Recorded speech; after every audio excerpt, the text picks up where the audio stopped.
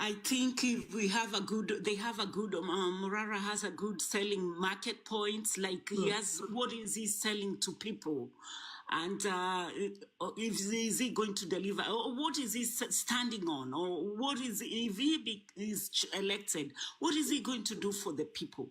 And also, that is one thing that people will, oh, I want him because he's going to do this if we elect him. And then another thing is not looking for those people who are looking forward to go to Bunge just to punish the other community. We should eradicate people like those who have that mentality, or we want to go there and take leadership so I can finish these people. So we don't want people like those. We need people who are neutral, who are not going to punish anybody or any. They're going there to do their work. They're going to work for their country and everybody, and they're not going to bring downfall to some people or some. They're just going there to build this nation. If he's selling a point like that, for sure everybody will board in. So that's all. Great. Can I say something? Good evening. Yes, good evening, everyone. Let's start with Bimba. Yes. Good evening too. Good evening too. I'm here. I've listened to most of you and I've heard what most of you are saying. Gechi, thank you very much for the insight because you have said so much that is going to help the way forward. I hope the host, you have listened to everything that Gechi has said. And kindly restructure the WhatsApp groups and see the way forward from there. Anyway, we must admit that we are being beaten up, down, and center by His Excellency. And His Excellency knows very well that when people are not united, they will always be beaten. There's a saying in our language where we say that if people are not united, they are beaten by one stick. That's a direct translation. And if you look at, if you are keen to understand the politics of this country, the politics of this country is about coalitions. And that is why you see that the president is having a very smooth ride in whatever he is doing today, because he has been able to have a coalition with even the people that were criticizing him, even with the people who were against him, even with the people that he was in competition with. And if you ask me, I will say that we as Gen Z, if there is something that we don't have at this particular time, is people of minded people who are almost equal to each other. And what do I mean by that is that when I was talking here yesterday, I said that this idea or the notion of lacing Morara as the only person who is fighting for the Gen Z, that we cannot even talk a whole paragraph without mentioning Morara alone, is one that is making us weak. We need some other Moralas out there. We need people who are coming up to do what Morara is doing, or to do what better than what Morara is doing, so that these people can also come and have a coalition at a time. And if someone is doing this in his county or in his own, and Morara is doing whatever he is doing, and someone else from maybe Coast Province is also doing something close to what Morara is doing, and we have several of them, if we combine them and have a very strong coalition, then it tells you that even the president will be a friend of the Gen Z. But now sahi Ruto anajua ya kwamba vizuri kabisa, akitishia tu Morara kidogo hivi ni kama ameyubisha meli yote. Ni kama sasa itakuwa sasa ni kupotea inapotea. That's why I was saying, and it is the same sentiment that has been echoed by Gechi. We need to have other people who are coming up, just like Morara. And these people, they are coming up with their own ideas. They are coming up on their own without being associated to Morara. So that when they will be strong and Morara will be strong and others will be strong, they can come up and now form a coalition. The same thing that has been done by the president. The president knows very well that by having a coalition with the likes of Laila Odinga, and even if you look at the whole structure of the UDA, how it is being it was constituted, you see the likes of Wetangula. They came up with their party, and then they signed an agreement with the president, and then the likes of the Senate speaker. They also came from the Coast Province. They have their background. They have their constituency. They have the people that support them from their constituency and all that. And then they brought the small constituency to make the big constituency, which is now the UDA. And now, as if that is not enough, the president is there. Ndiye huyo sasa ameshika Raila, amemshika shingo na ameingiza watu wake kwa serikali, which means that now they are even more stronger. And that is what I was saying yesterday, that wacha Ruto aache kutudanganya that he is uniting this country. He is not uniting this country at all. Kwa sababu kuchukua Joho kumleta kwa ministry, kwa serikali, si kumaanisha ameleta watu wote wa Coast Province kwa serikali. Ameleta tu maslahi ya Joho peke yake. Watu wenye huanga wamefuata Joho, it does not mean that they are going to benefit directly because Joho is a minister, because they come from the coast and all that. And that is exactly what we need. We as Gen Z, let us try to see how many people we can raise just equal to Morara or closer to Morara, or even more stronger than Morara, so that if by any chance something happens to Morara, then we still have some people who can still take the mantle and be able to walk with it to ensure that this country is going to be on the safer side. Kwa sababu mahali side tumesimama, we are no longer in safer side kabisa. This Kenya is going, ni kuenda inaenda. That is why unaona watu kama Andani, they are having their best time in Kenya. Wanakuja wanapewa deals kubwa, mtu anapewa mpaka deal ya airport mzima, na anasema ya kwamba hiyo ni nini, hiyo title ambayo imesimamia the whole of the airport ndio anaenda kuchukua nayo loan. Those are the things that are there. They are kuchukua nayo loan. Whereas it is even indicated that the money that the airport lost when Luto cancelled the deal that was there is almost the money that will be needed for the Adani to come and do the restructuring of the airport.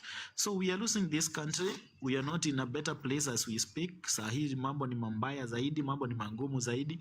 If you talk to the people in business today, they will tell you this country is not the same country that was there some years back. Sahi hakuna biashara. Hata wenye wanafanya biashara na serikali, they are also complaining because there is no money. They are not getting money, and if they are getting money, their contract are not being renewed. Their contract now is being given to some other people, some funny people, because the president is hiding behind all these people to corrupt a lot of money out of this country. So we don't have a country as we are speaking. Mambo ni mambaya kuliko venye yalikuwa jana na juzi, and mambo yanaendelea na kuwa mambaya unless we as Gen Z tusimame na tujue this is exactly what we want, and we are not going to be compromised no matter what is going to happen. This is what we are going to do. But if we are not going to raise people like Morara, we are only going to depend on Morara, and if something happens to Morara, then the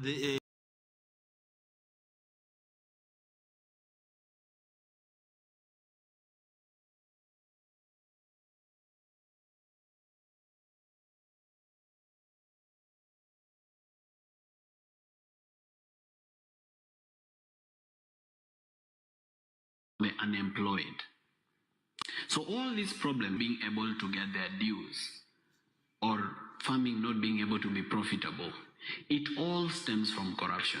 If we solve one problem called corruption, we'll fix the problem in Kenya. So now, let's go to class. So we have a problem. I'll ask my cameraman to come closer. This problem is called corruption. Sindio? Aya. Corruption is equals William Ruto.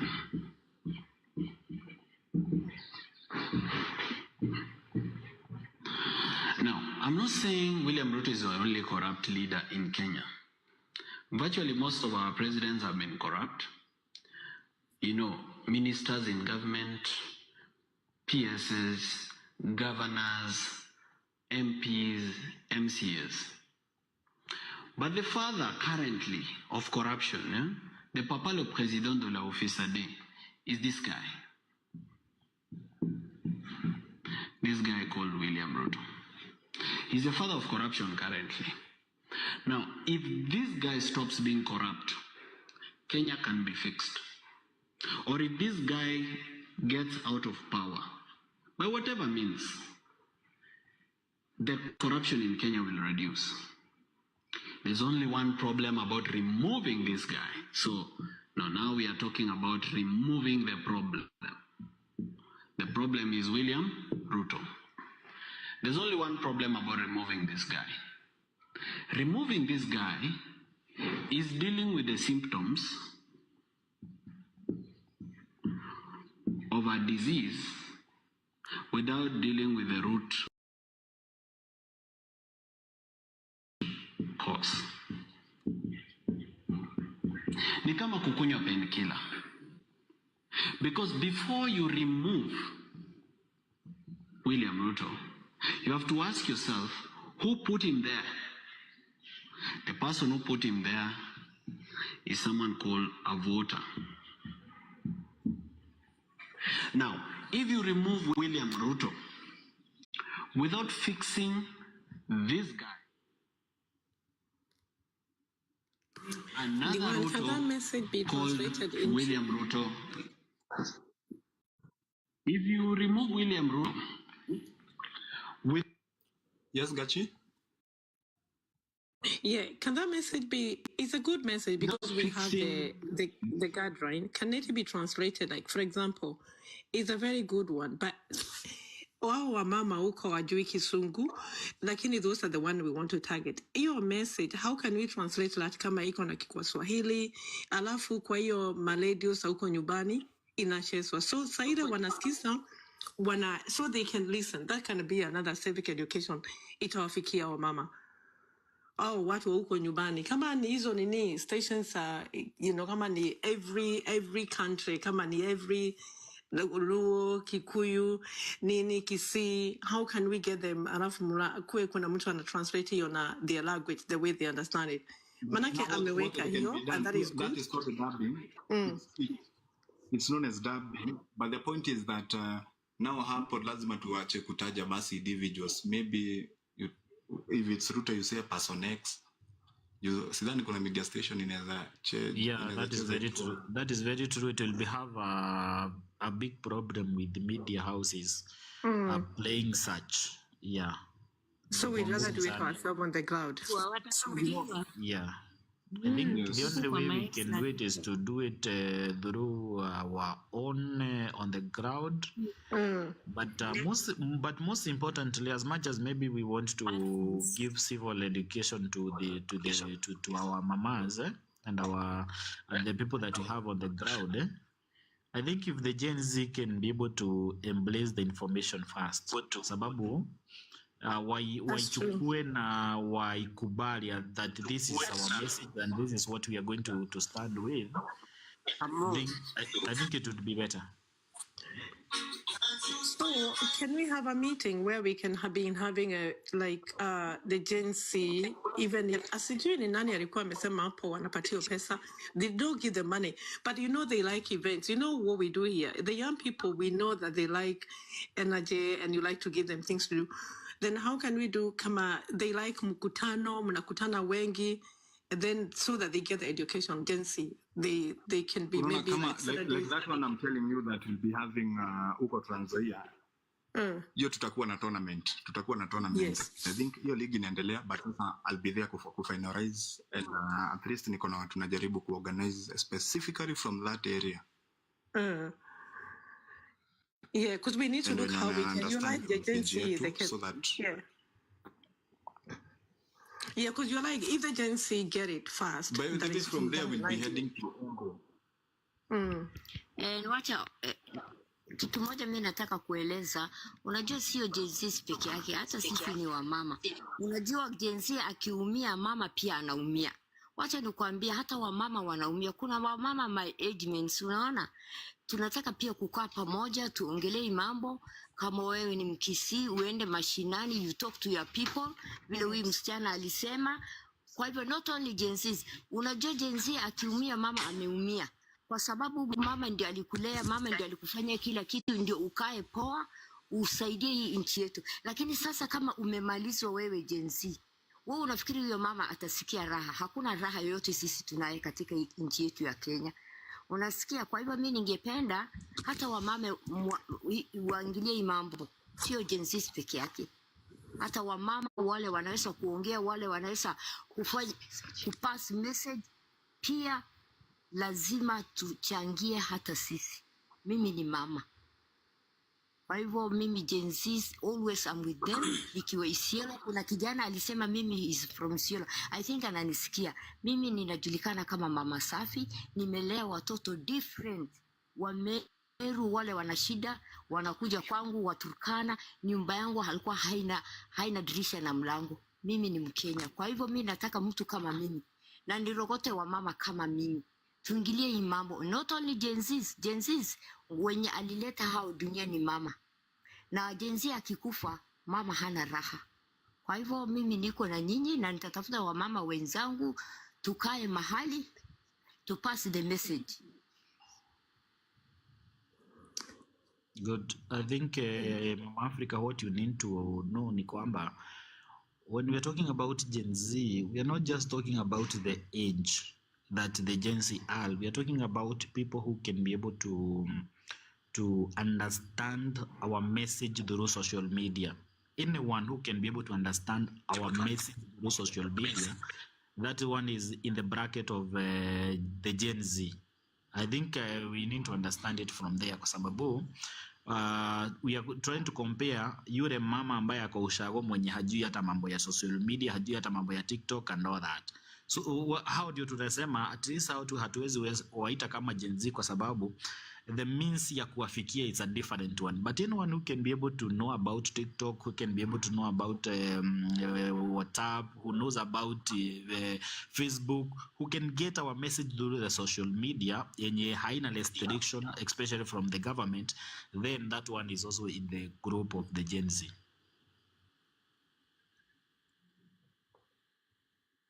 Kitu moja nataka kuuliza Dogo is someone called Now, if you remove William Ruto without fixing this guy called the voter, you will bring another Ruto called William Ruto. If you remove William Ruto without fixing this guy called the voter, you bring another guy called William Ruto Pro Max. Ukitoa William Ruto bila kufiksi hiyo shida, you'll have a William Ruto Pro Max. Because we are a democracy, and a democracy is organized according to democratic election. That means a president is elected by the voters. If the president is corrupt, it's because the voters wanted it that way. In fact, the 7 million voters cannot say that what I ordered versus what I received. What they ordered is exactly what they received. So then we've known that the problem is the voter. This voter has many problems. These voters, some of them voted because of tribalism. So there are challenges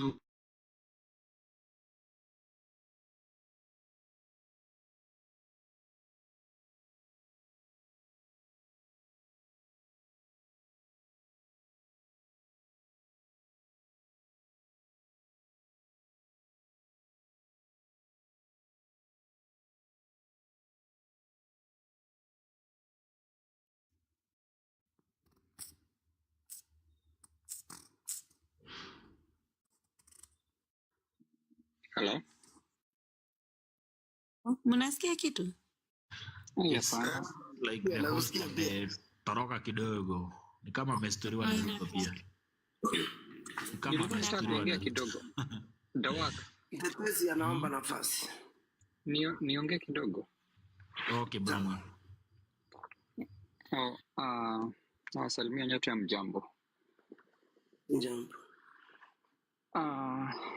Penye nilikuwa nataka kusema first, Ruto ameshikana na Bill Gates. If you guys have been following, hii si kitu ya kwanza. Hii Bill Gates kuingisha mguu Kenya. I think it's 1 year or so. Walikuwa wamekutana na Ruto. Walikuwa wanataka kuintroduce the chip to the new babies. Venye alikuwa anasema, you guys remember alikuwa anaongea mambo ya ID. Utakuwa ukiitishwa physical ID. There is a way unaifanya ikuwe digital. It is a way of controlling the country. And then that one, it faced some backlash. Ikaenda under the water. So they've been discussing things on how to control. One, you have to control the stomach, that is the agriculture. So ukipanda those who've ever had seeds za GMO, ukipanda GMO seeds, hazitoi kitu. Ikiwa ni malenge, inakuwa kubwa and haitoi anything. So that's what they are doing. So that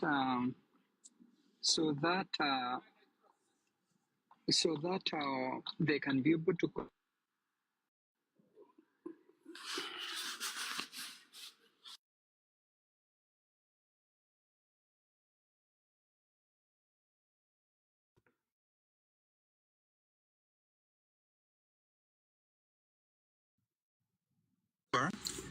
make them poor and control them. Once you make people poor, unakuja with few goodies and you can be able to, because they are at their vulnerable state. Ushaiona mtu ako na njaa, ukimpatia kidogo, that person is at their vulnerable phase and you can be able to control them. And that is what they are doing. Is make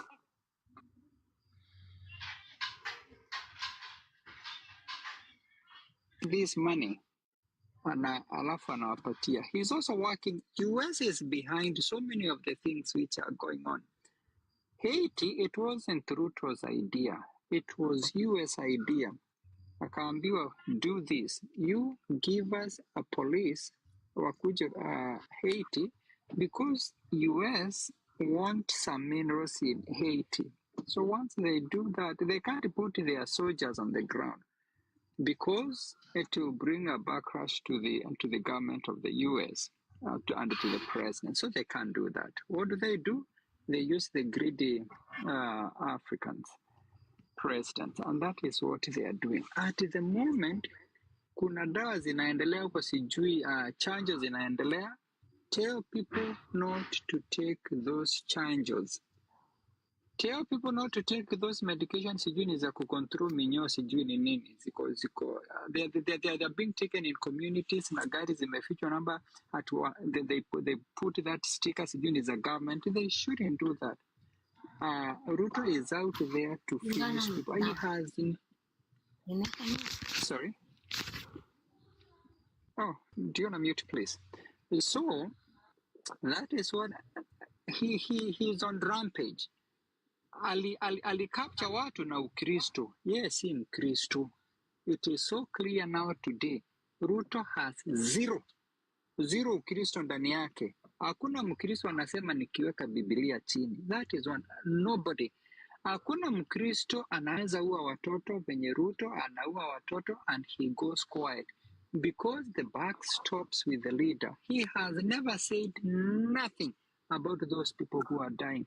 Abduction yenye iko, we've never seen the abductions zenye ziko.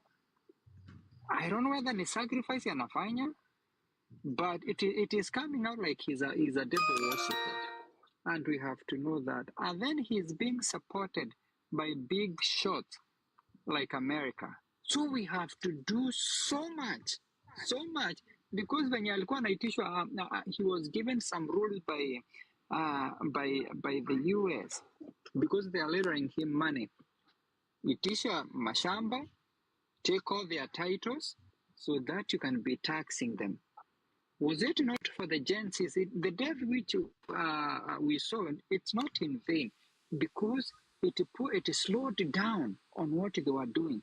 But he has some stooges kama Chege, huyu wa Muranga, Sabina Chege, to bring these other small bills until everything is done. So it is about that time.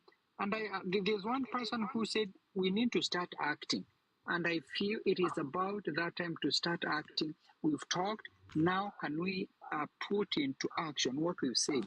If it is the street, we have to start doing something. Finally, what made Obama win? It's door-to-door campaign. Door-to-door campaign. Take it upon yourself, every person who is here. Make sure that you go door to door, teaching those old people and those people who haven't gotten the information, the civic education about the danger we are facing. Take time, door to door. If you give yourself every day, I'll be reaching out to 5 people. Within a week, 5 times 5, those are 25. 25, and if 25, they reach out, multiply that, it will be a big number. And that's how we're going to win this war. Because Ruto is closing in very fast, and it's going to be disastrous. Thank you so very much, everybody.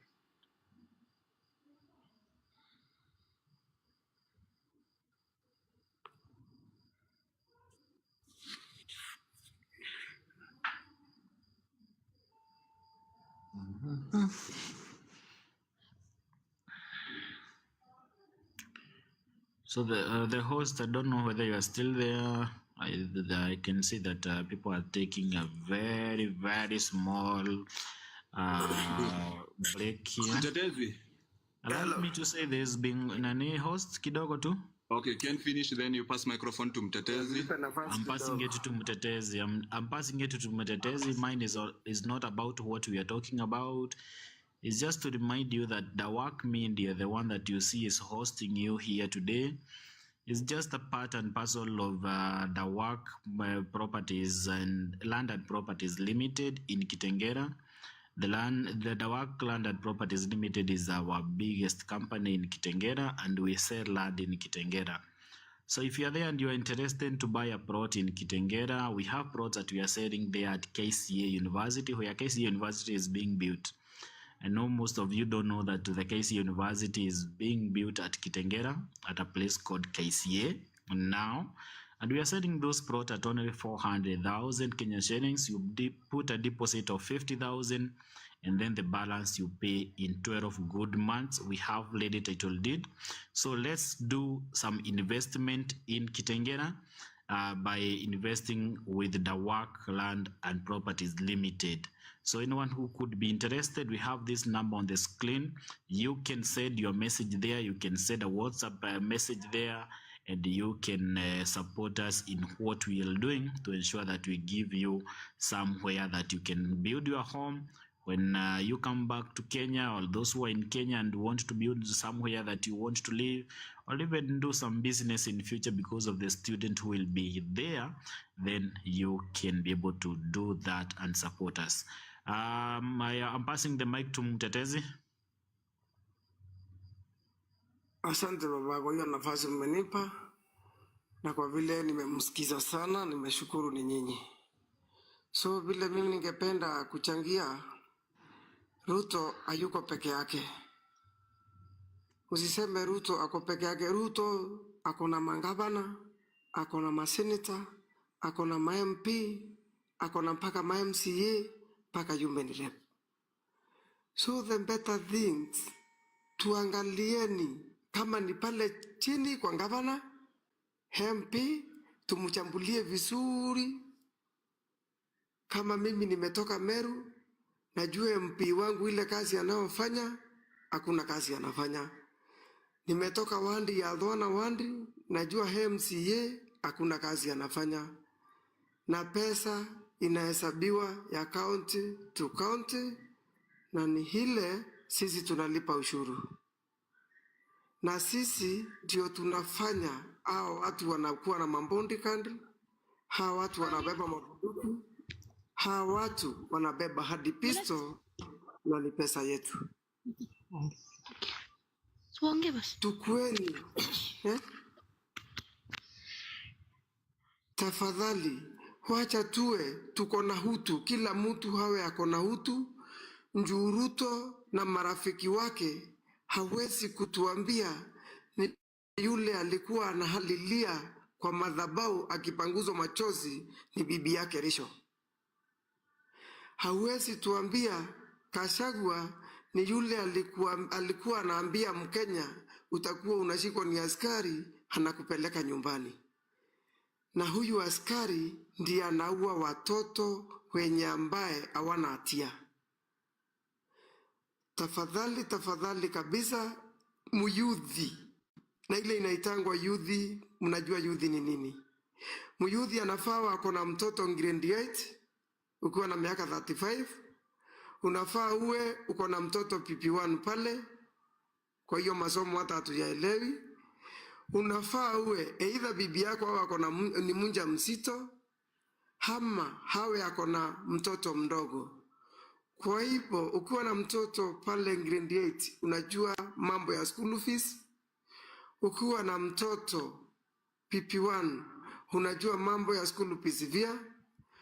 Bibi yako awe ako na mimba ama uko na mtoto mdogo, unajua bei ya pampers, unajua bei ya maziwa, unajua bei ya mandisi. So hawa watu tuko nao wote kwa hii serikali ni watu wenye ambao wamechoka ni maisha. Hata ile kitu wanatafuta si yao, si ya watoto yao, ni ya wanjukuu yao. Na sisi wenyewe hata kukula atupati ya kukula, na sisi ndio tunafanya waka ile maisha wanakaa tukiwa wananchi. Naomba kila mtu aende mashinani mahali ametoka, tusaidiane, tushikane. Kama ni kusunguka, ili tusunguke one on one. Secondly, mukiangalia wale wanasababisha accident zile mingi ni hawa askari wa trafiki. Njuu askari wa trafiki haangalii gari imebeba nini, hama iko haje, haja yake ni pesa. Kitu ingine, angalieni mausi yesi, mausi pindi, tunambiwango tuko na koti, tuko na mawakili. Hawa mawakili, ukifuatilia hata wale watu wamefungwa njela, wamefungwa bila wala makosa ya kuwekelewa. Njuu, we umenishikisha, uko na pesa, mimi sina pesa, pesa pale ndio itaongea. Na mnaambiwa mtafute ufalme wa mbinguni, fedha na dhahabu ni zake Mwenyezi Mungu. Watu wamesahau ni Mungu.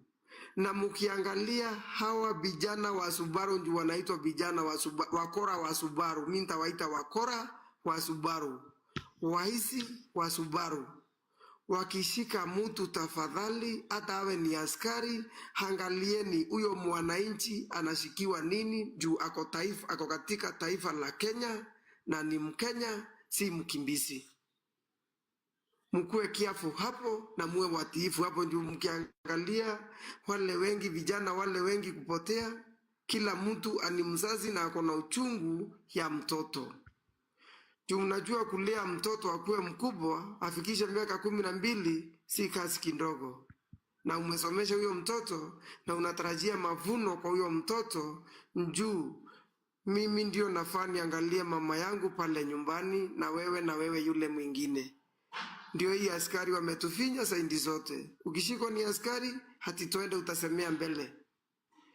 Kama mimi nilikuwa nimechikwa njuzi, nikakuliwa 10,000 for nothing. Nikanyamaza juu nimeandikiwa ile kitu nimeandikiwa hasot.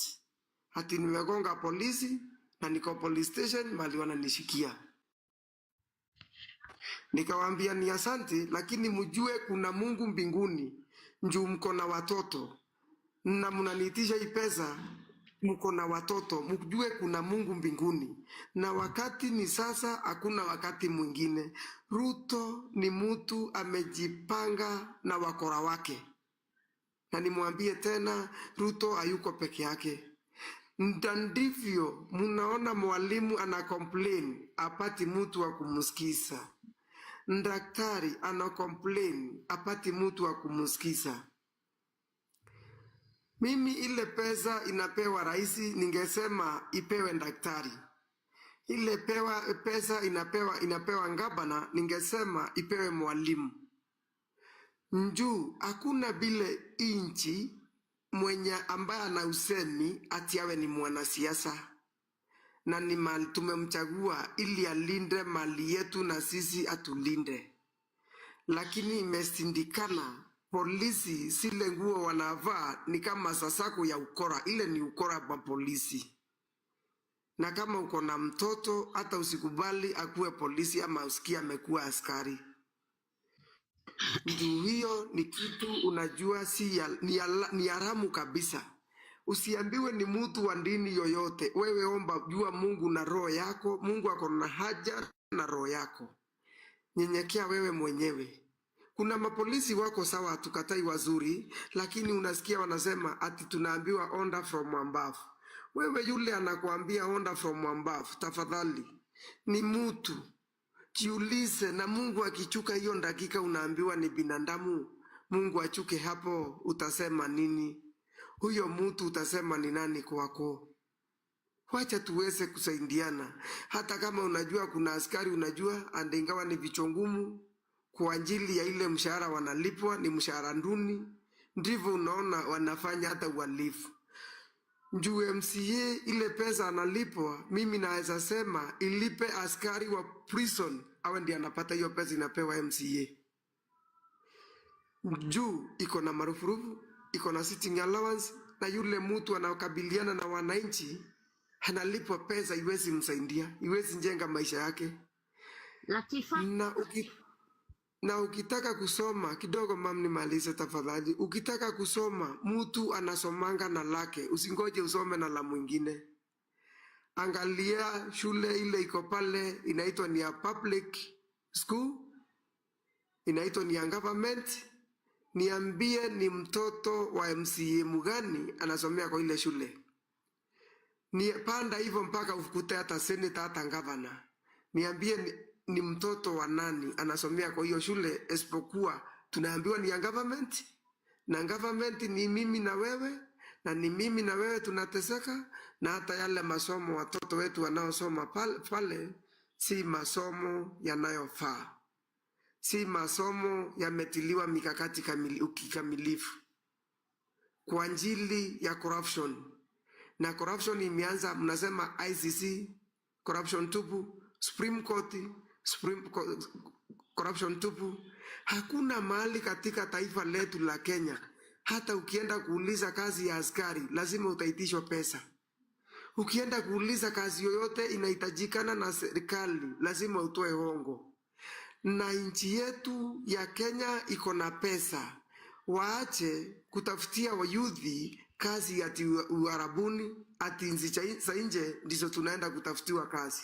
Na pesa iko hapa nchi yetu. Ni watu tuko milioni 54, lakini Kenya ukiangalia ni ya watu milioni kama 20 kumi hivi. Hata iwezi fika 20. Njuu ukiangalia mtu kama Njimi Wajege, yule ni mfanye biashara anayokuwa na maarufu. Anajua pesa na tofauti ya pesa ni nini. Munajua mwenye ambaye anafaa wanafandi hinchi ni nani. Na ndivyo unaona wanashika Morara juu wanasema ukweli.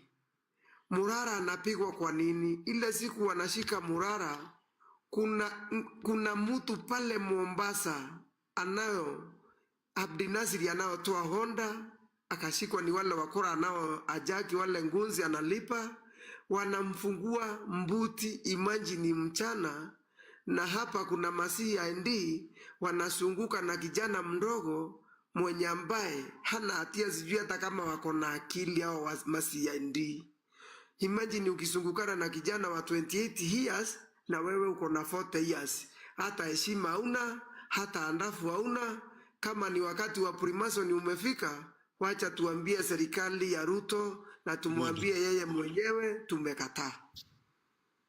Hakuna nda mwingine inamwagika. Ule mtetezi. Hata asanteni na mkubali tushikane sisi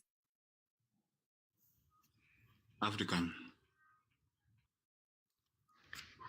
Sasa wacha tumalizie na inshallah tuombe Mwenyezi Mungu, kwa sababu kila kitu kwanza ni kuanzia na jina ya Mungu na kuishia na jina ya Mwenyezi Mungu. Kwanza Mungu atukubali chochote ile mzuri tunataka, na tunataka Mwenyezi Mungu atuondolee hii shida katika nchi yetu ya Kenya leo. Ningesema moja na nimalizie na mtuombee. Nimesikia huyu mtetezi ameongea mambo nyingi sana wallahi, ambaye ni ukweli kabisa. Nataka kuambia kwanza wa polisi, wale polisi Kenya polisi, uwe AP uwe polisi ya kawaida, kuna baadhi yao walipelekwa Haiti. Hao polisi wale wako kwa Haiti, nataka kukumbusha ya kwamba wamezaliwa na mama.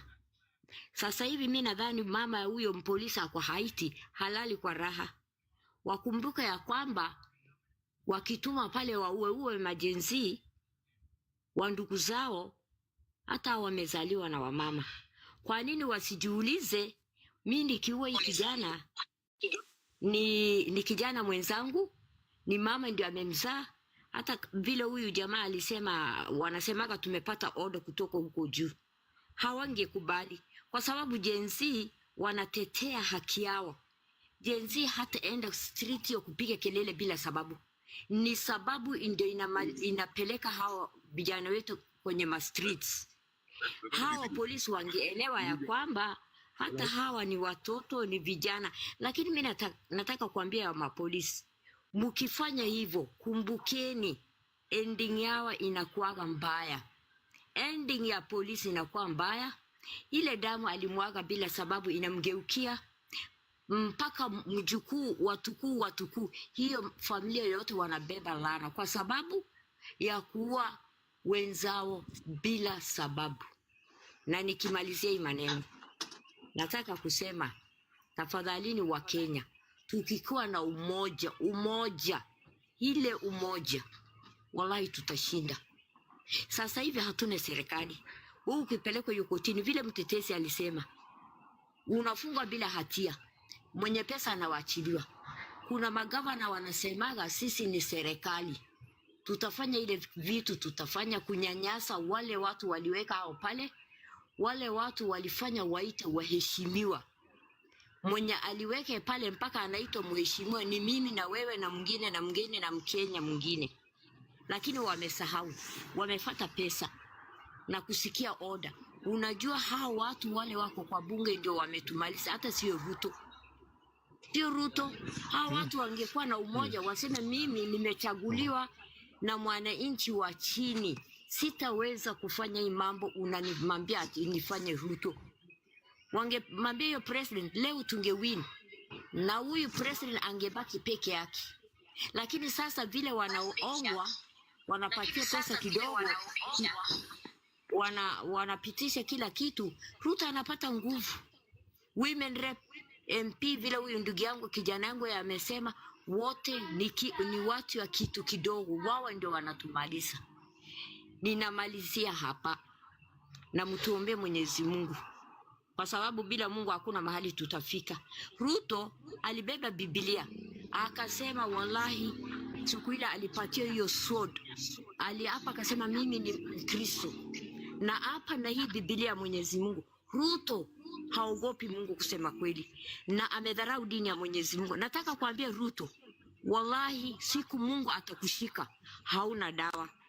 Na hii kiti hata ukijipeleka 7 years ama 10 years itaisha, lakini mahali utaishia kilio ya Wakenya, kilio ya yatima, kilio ya maskini, Yule ameenda kupiga asubuhi saa 12 hiyo line na baridi na jua ya Northeastern na Eastern hapo Isiolo, tumeamka sijui saa ngapi kupigia kura, wallahi itamgeukia kwa sababu yeye ni binadamu. Kenyatta yuko wapi? Mwenye alipigania nchi ameenda mbele ya haki, akakuja Moi, akakuja Kibaki. Kwani yeye ni nini? Hawezi kujiuliza siku moja utakufa na haijulikani ni saa ngapi? Kwani roho yake ni chuma? Yeye ni tofauti na mwanadamu mwingine. Mnyama anakufa.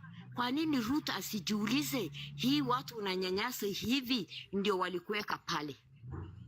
Nataka kukumbusha Ruto, kama atasikia hiyo sauti ya huyo mama, na yeye pia ana mama, ana mke, ana watoto, akumbuke ana uhai, amebeba nafsi, na hiyo nafsi itakuja kumwacha kwa sababu hakuna mtu anajua atakufa saa ngapi. Umebakisha dakika 10, umebakisha 2 years. Hiyo ni siri ya Mwenyezi Mungu. Tunamlani Ruto kweli kama amemwaga damu ya Wakenya wale walimweka hapo. Amenyanyasa kisiasa. Njaa ndio hiyo. Mwenyezi Mungu tumekushtaki kwa Allah mwenye animba mbingu na ardhi, kwa sababu Wakenya yote wanalia leo. They are all crying, hiyo machozi inatoka.